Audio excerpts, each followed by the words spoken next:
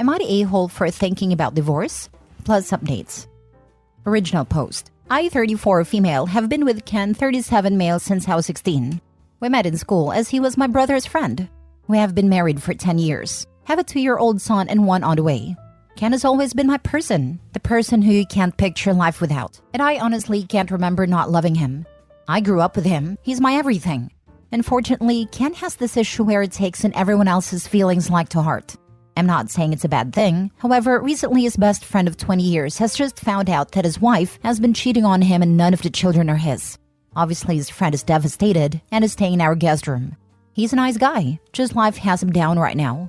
He started a process of divorce. The more time Ken spends with his friend, the more depressed he's become and distant.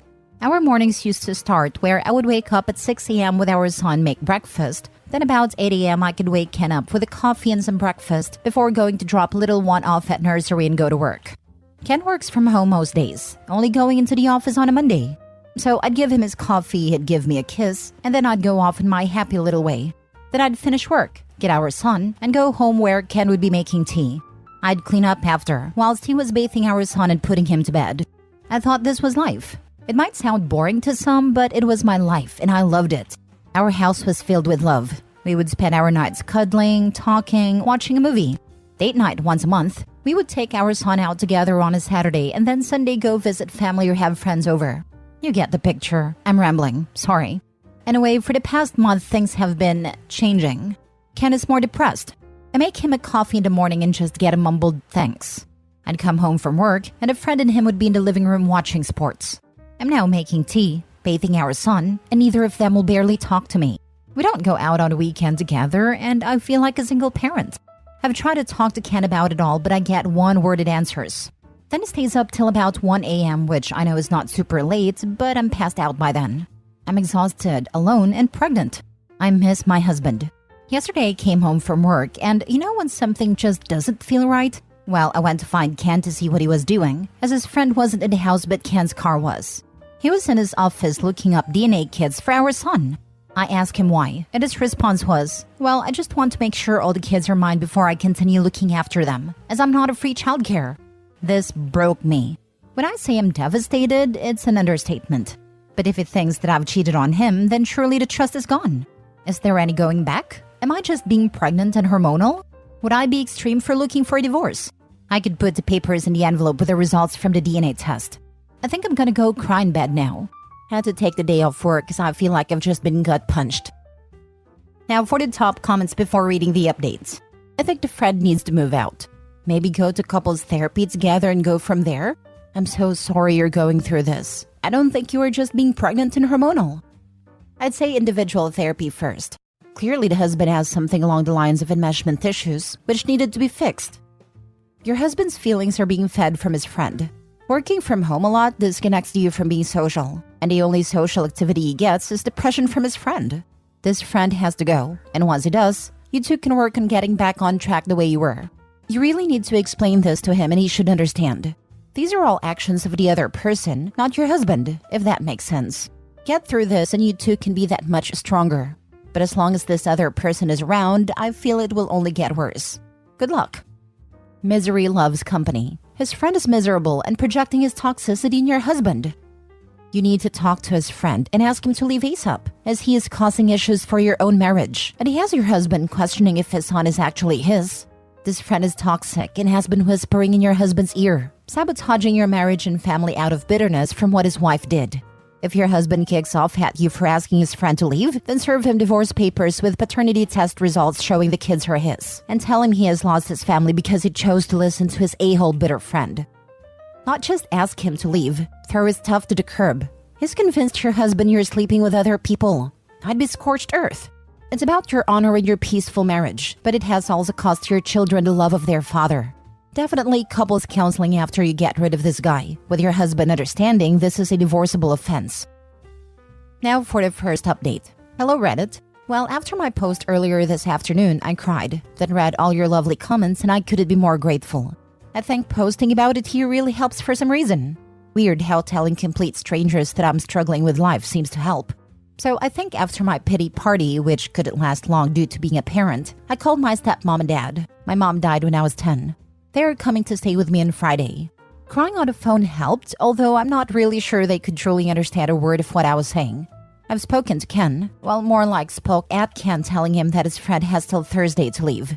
I'm not a monster and can't just tell him to leave at a drop of a hat. I've also told Ken he needs to leave too. Whilst, yes, I could go to my dad's house, I don't want to disrupt my little one more than needed, and all the things for my babies here too. Especially as I'm 8 months along, it just seems stupid for me to be the one to leave. I've made it a point of not pointing out it's my house either. I'm trying to be common sensible. I'm not 100% sure Ken listened, but I did message his sister, who is a force to be reckoned with, and she said she'll make sure he's gone by Thursday night. Things I've told Ken I want is yes, he can have the DNA test, but I will be damned if I don't want to do it. He can also have one for the baby, as I have nothing to hide. I know that some people have questioned why I'm so against it. Let me make something clear. I would never cheat, because as I said in my last post, Ken is, or was, I don't know, my person. He's the only man I've ever been with, so that isn't any concern of mine. I'm just hurt that he wants one, because clearly he doesn't trust me. So things I want him to have the DNA tests, mainly so I can make him eat the results. Not literally, I'm just venting. I'm also going to suggest couples therapy. I already see one due to losing my mom and my little sister in a car crash when I was little. I want to suggest he sees one alone, but you can lead a horse to water but can't make him drink it. I don't want to force him to do anything he doesn't want to do. I want him to maintain contact with our son. Yes, he doesn't believe he's the father right now, but that's no reason he should neglect him as his, and I don't want to upset my son. Yeah, he's only 2, but still he deserves all the love from both his parents. He's done nothing wrong. Then obviously this one when he or she comes along. Still not sure about the state of my marriage, but even if divorce is what happens, I need to be able to get through to him so he can be the father he was. Am I going insane? Do I sound insane? I don't know why writing here helps so much. Thanks, Reddit. I want an update after Ken's sister rips him a new you-know-what. She's had enough. Oh yeah, he's broken. Jesus Christ, the husband just willy-nilly imploding his family based on nothing. And I feel for the friend whose entire life was upended, but I hope he realizes he's had a hand in destroying an innocent family who were helping him too. This happened to my friend, now divorced. Her husband's friend was in a terrible marriage and stayed only for his kids and is miserable. Stayed with my friend and her husband for a while. During this time, it poisoned a well and freaked her husband out. He refused to have babies because he was so afraid of becoming like his friend. Then everything was, my friend this, my friend says this, and he up and packed and left her and was like, I don't know if I can do this. No problems at all, planning to have kids, been together for a long time. Just was with his friend, and didn't want to be in a situation even though they have been planning for a family, and were always happy until that guy came around. Super sad. Your friend dodged a bullet. Scratch that, she dodged a missile. A well-forged piece of metal doesn't snap the first time it's tested. The man wasn't trustworthy and unable to give trust. Why would your friend want to stay married to and have children with someone flaky like that? Of course, the process of divorce is painful, but it was a blessing she found out when she did, rather than years later. I have a good friend who wasn't so fortunate. By the time she found out what a worm her husband was, she was almost past the age of having kids. I actually grew up with him and was his friend, but I don't speak to him after the way he acted, and she and I are still good friends. She doesn't have any kids and she really wanted to be a mom. She gave him her youth, and he squandered it by doing a bunch of dishonorable things I won't detail here. I hope your friend finds an emotionally mature and healthy guy, gets married again, and has the family she wants. Second update. Following my 2 other posts, I will answer some questions. Yes, it is my house. It was left to me when my mom died. I've lived here all my life. I didn't move out because I have a child and one on the way, so why should I be the one to leave?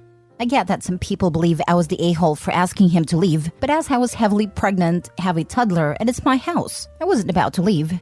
Yes, he could have stayed, but have you tried living with someone who just wants to argue or just not talk?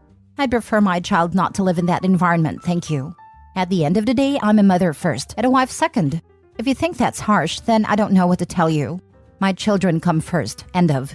Well, Ken's friend did leave the day I told him he had till Thursday. He wasn't happy about it and shouted some insults at me, which was amazing. Ken's sister came and picked up Ken. I wish I could tell you what she said, but she didn't say anything in front of me. Just kept giving Ken death stares. We did get a DNA test for little one and Ken is the father, obviously. Ken somehow thinks I've intercepted the results even though I wasn't the one that did it. I wasn't the one that got handed the results, etc., so he's clearly lost his mind. My dad came over, and whilst I was making tea, my waters broke. My little girl is here. She's healthy and happy. She was 9 pounds 8 ounces, so no concern of anything with her. I'm now a mom of 2. I'm home now, and Ken has been able to see his baby girl, although as she's not had a DNA test, he disagrees with her being his because his family doesn't have many girls. Yet he has a sister, so I just rolled my eyes. I don't really know where to go from here. Ken is refusing therapy. He says there's nothing wrong with him or his brain. I beg to differ. He wants to get another DNA test for our boy but won't tell me when or where, so I can't interfere. Maybe one day he will come to his senses. My dad and stepmom are staying with me for a while to help me with the babies. I'd like to say I'm okay, but honestly, my emotions are all over the show. I don't know which way is up. Ken's sister visits the babies, and we have an unspoken rule that we don't speak about Ken, apart from when our son asks about him. I wish it was the kind of update where he got the results, seen how much of an idiot he's been, and we move on. But sadly, that's not the case. I can't dwell on it too much. Just take things one day at a time. I do miss my person and worry that he's missing out on his baby girl's life already, which if I think about too much, I will just sit and cry. But I don't have time for that. As always, thanks for listening to my rant. I might update if anything else happens in my life. Right now, I'm still left wondering if I'm doing the right thing here. Is there anything I could do differently? Why are my kids so hard for him to accept all of a sudden? Now for more advice before the last update. I think he's either projecting or having a mental breakdown. It's gotta be one or the other. And tell his sister to tell him to get help or it's over. And make it clear that if he doesn't go to therapy/counseling or whatever, that a divorce is imminent. I'm leaning towards it being a total mental breakdown and his friend egged it on. I can't imagine what would cause such a sudden switch in personality otherwise. I think he is now in denial because he wants to not be the father. Otherwise, he screwed up his whole life for nothing. And that would be more dangerous to him than being depressed because his wife cheated, but at least be validated. But also, is it possible to have DNA results in 4 days? Yes, if you're just wanting at-home DNA testing and it isn't for a court case, etc., private companies can do it in 3 to 5 days. Most likely he's projecting. Every thief thinks that others are of his condition. Another thing, if he uses the thing about girls, attack with it. The next time he says that there are no girls in his family or many girls, tell him that in that case, his mother cheated on his father, or he thinks that his sister was brought by the stork. Do whatever is necessary legally to ensure daddy's supporting the kids financially. Do not let him off the hook. Now for the last update. Hello again, Reddit. Things have been bizarre, but now I have closure. I know what's happened to my marriage.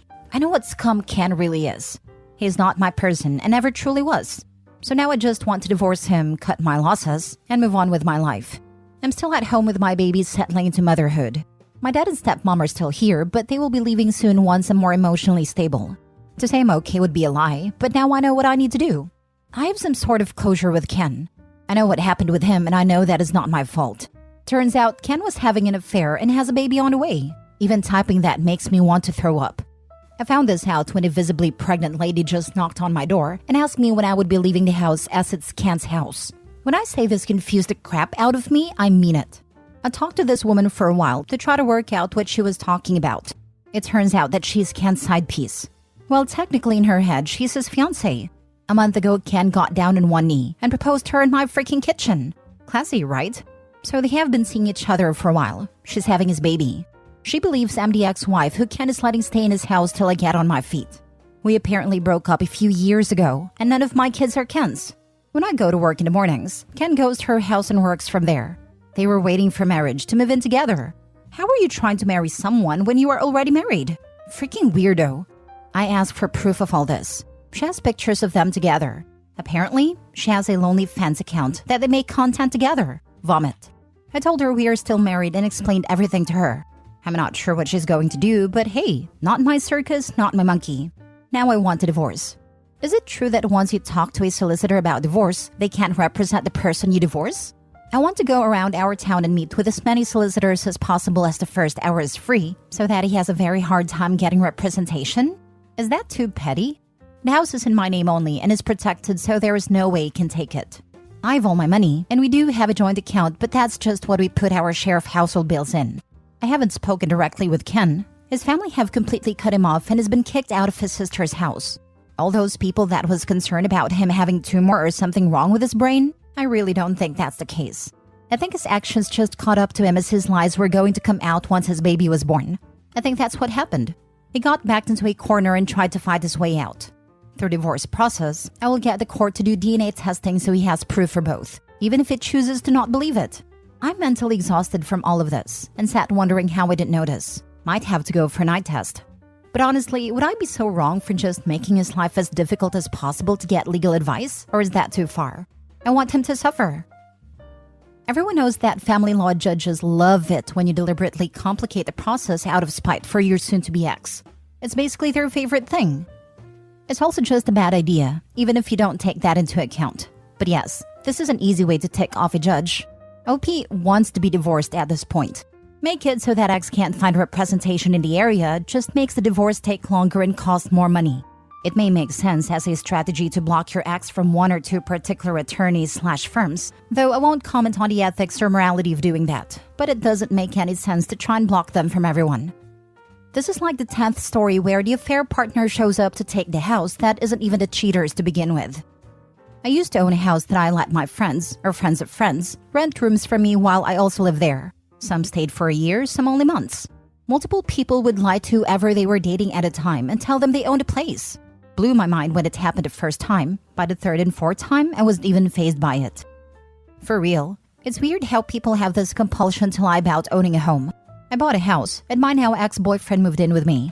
His credit was terrible and we couldn't get an apartment together. So I decided if I was going to be liable for everything, then I would buy. After I broke up with him and kicked him out, a friend/coworker came to me and was clearly struggling to tell me something. Her friend's boyfriend worked with my boyfriend, and my boyfriend had been telling people he bought my house.